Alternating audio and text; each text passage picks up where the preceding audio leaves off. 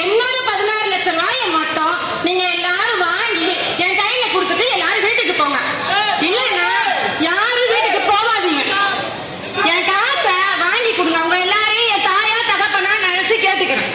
16 லட்சம் ரூபாய் மட்டும் எனக்கு கொடுக்க சொல்லுங்க.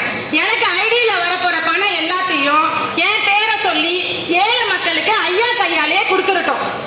அது எனக்கு ஒரு பிரச்சனையும் இல்லை. எனக்கு எத்தனை கோடி வருதோ அதை எல்லாரையும் உங்க எல்லாரையும் கூப்பிட்டு ஐயா கையாலேயே ஏழை பிள்ளைங்களுக்கு, இன்னைக்கு என் பிள்ளைங்க படிக்க முடியாம இருக்காங்கல்ல, அந்த மாதிரி படிக்க முடியாம இருக்க குழந்தைங்களுக்கு என் ஐடிக்கு வர காசை நான் தானமா கொடுத்துடுறேன். உங்க முன்னாடி சாட்சி. இப்பவே என்ன ஐடியில இருந்து எடுத்துட சொல்லுங்க. என்னோட 16 லட்சத்தை மட்டும் ஐயா கையால இங்க கொடுக்க சொல்லுங்க. நான் வாங்கிட்டு வீட்டுக்கு போயிடுறேன். வேற ஒண்ணு வேணாங்க ஐயா. ஒரு ரூபா கூட வேணாம். அந்த 16,000 சொச்சம் இருக்குல்ல, அது கூட வேணாம். முழுசா 16 லட்சம் அதை மட்டும் கொடுக்க சொல்லுங்க. வேற ஒண்ணு வேணாங்க ஐயா.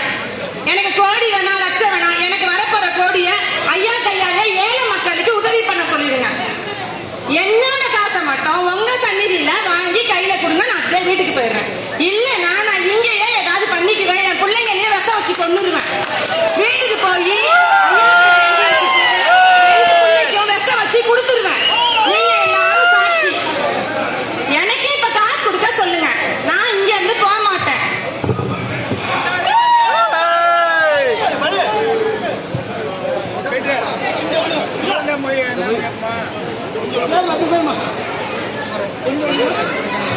அங்க போய் உட்காருமா.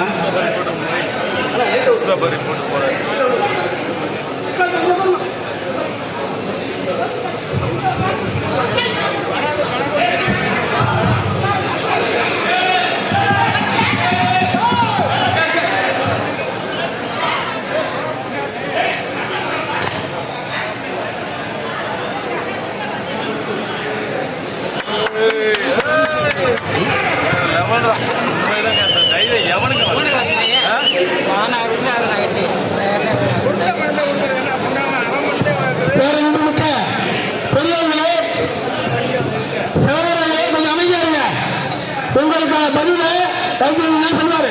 ஓகேவா? ஒரு சொல்லுவாங்க. எல்லாருக்குமே பின் நம்பர் கொடுக்க போறாங்க. பின் நம்பர் கொடுக்க போறாங்க.